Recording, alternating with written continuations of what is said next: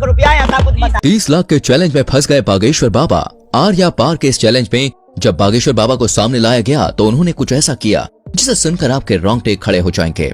आसाराम बापू से लेकर निर्मल बाबा तक हमारे देश ने एक से बढ़कर एक साधु बाबाओं को देखा है, लेकिन इस वक्त हर जुबान पर सिर्फ एक ही नाम है और वो है बागेश्वर बाबा का, यानी कि धीरेन्द्र कृष्ण शास्त्री का। एक ऐसा 26 साल का नौजवान जो देखने में किसी फिल्मी हीरो की तरह लगता है, लेकिन उनके कारनामे और बोलने का अंदाज बड़े बड़ों को चक्का में डाल देता है। पर फिलहाल तो दोस्तों बागेश्वर बाबा खुद चक्कर खा रहे हैं और पुलिस इनके पीछे पड़ी है। तो क्या है पूरा मामला और क्यों बागेश्वर बाबा चर्चाओं का विषय बने हुए हैं, आइए जानते हैं।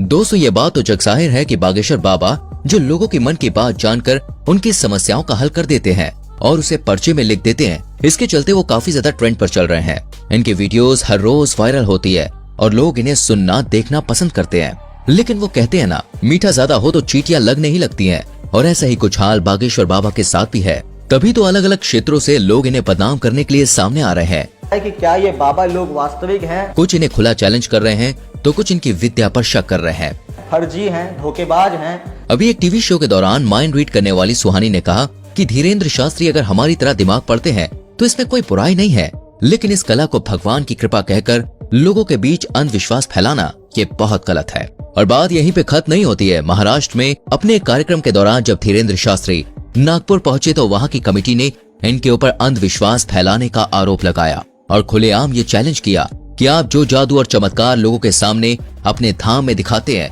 वही चमत्कार आप हमारे सामने दिखाइए। अगर आप सही हुए तो आपको हम 30 लाख रुपए देंगे।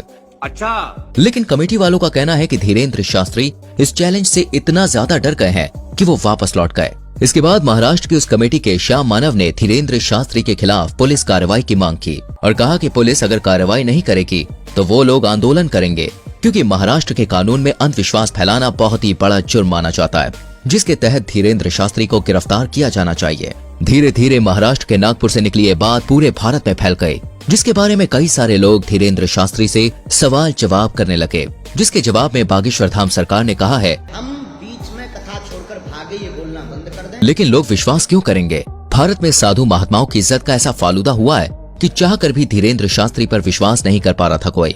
बड़ी बड़ी मीडिया कंपनी लगातार उनके चमत्कारों पर सवाल उठा रही थी और इन्हीं सारी चीजों से तंग आकर एक दिन बागेश्वर धाम सरकार ने सभी को अपने दरबार में बुलाया और कहा कि मैं नहीं बताऊंगा कि किसकी अर्जी लगी है, आप लोग खुद अपने लोगों को खड़ा करिएगा और मैं उनकी परेशानियां और उनके मन की बात पहले से ही कागज पर लिख दूंगा और आप जिसको बहन जी लेकर आएंगे उसी का पर्चा ये निकलेगा। और जब ये चीज हुई तो हर कोई देखता रह गया, क्योंकि बागेश्वर धाम सरकार ने वाकई में सारी सच्चाई पहले से ही लिख रखी थी। बिल्कुल सही है, बिल्कुल सही। किसी को यहाँ बताया था? नहीं, मैंने ये सब कुछ देखने के बाद लोगों की बोलती बंद हो गई। लेकिन बागेश्वर धाम सरकार के ऊपर उठने वाले सवालों का सिलसिला अभी खत्म नहीं हुआ। इनकी कही हर एक बात को लोग विवाद बनाकर खड़ा कर देते हैं और ये बात सच भी है।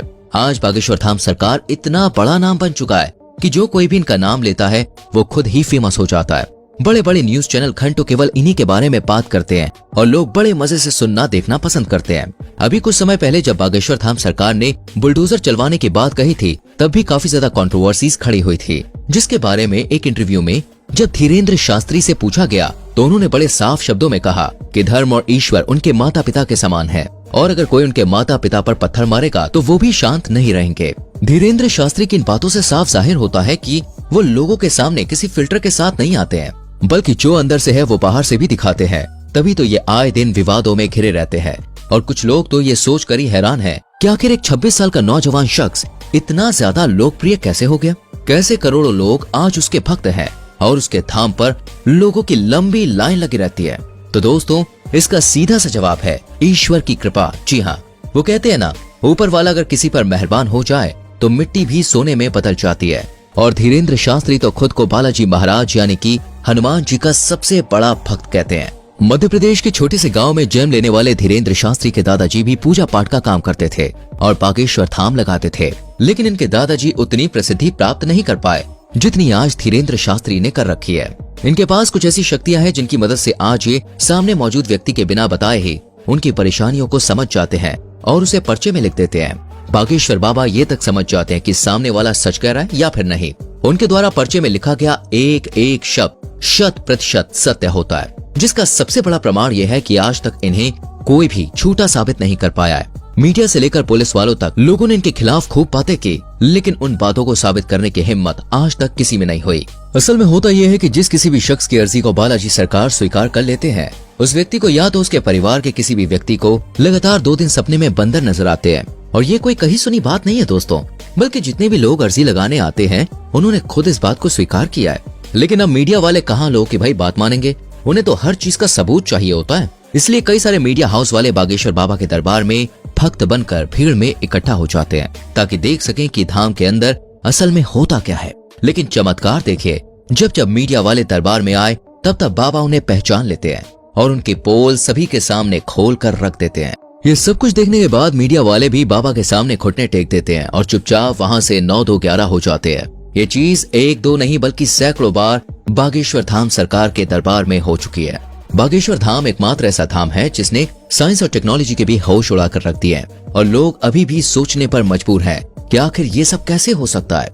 क्योंकि अगर धीरेन्द्र शास्त्री से पूछा जाए तो वो साफ कहते हैं कि ये सब कुछ उनके दादाजी और हनुमान जी की कृपा की बदौलत है। ईश्वर उन्हें शक्तियाँ देते हैं जिससे वो लोग के मन की बात को समझ जाते हैं और उन्हें दूर कर पाते हैं।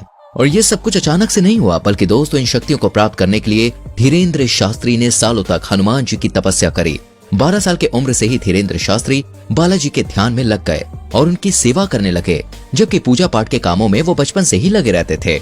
आज ये उस स्तर पर पहुंच गए हैं जहां इन्हें हर लोगों के मन की बात को समझने में बिल्कुल भी समय नहीं लगता। ये जो कुछ भी कह देते हैं वो पत्थर की लकीर हो जाता है, जिसका सच होना तय है। और इसका कई बार उदाहरण भी देखा जा चुका है। हालांकि अगर हम बागेश्वर धाम की बात करें तो दोस्तों इसका इतिहास बहुत पुराना है। लोगों की मान्यताओं के अनुसार बागेश्वर धाम मंदिर चंदेल कालीन युग का है। सन 1986 में ग्रामवासियों के द्वारा मंदिर का निर्माण किया गया था। उसी दौरान ग्राम गढ़ा में बाबा सेतु लालगढ़ चित्रकूट से दीक्षा लेकर अपने गांव के प्राचीन कालीन मंदिर पहुंचे। पहले तो इन्होंने राम कथा करी और फिर ये झाड़ फूक का भी काम करने लगे। लोगों के अंदर मौजूद बुरी शक्तियों को अपनी एक फटकार से ये भगा दिया करते। लोगों का कहना है कि जो कोई भी भूत प्रेत की शिकायत लेकर उनके दरबार में जाता था वो हमेशा हमेशा के लिए ठीक हो जाता था, और इसी वजह से बागेश्वर धाम लोकप्रिय होता चला गया।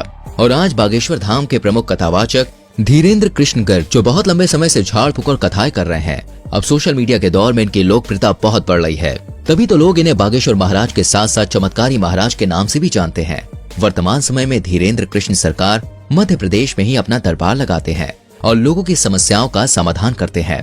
बागेश्वर धाम महाराज ने बचपन से ही रामायण और महाभारत जैसे महाकाव्यों का अध्ययन किया था। अपने दादाजी के साथ पूजा पाठ करने के अलावा इन्होंने वृंदावन में भी काफी लंबा समय गुजारा है। साथ ही साथ उन्होंने अपनी प्रारंभिक पढ़ाई को भी पूरा किया है। इनका कथा बोलने का अंदाज काफी ज्यादा निराला है, जिसे सुनकर लोगों की आंखों से आंसू निकल आते हैं। लेकिन हर मंगलवार को लगने वाला दिव्य दरबार सबसे ज्यादा प्रसिद्ध है। बाकी आपका इनके बारे में क्या विचार है, कमेंट में हमें जरूर बताएं।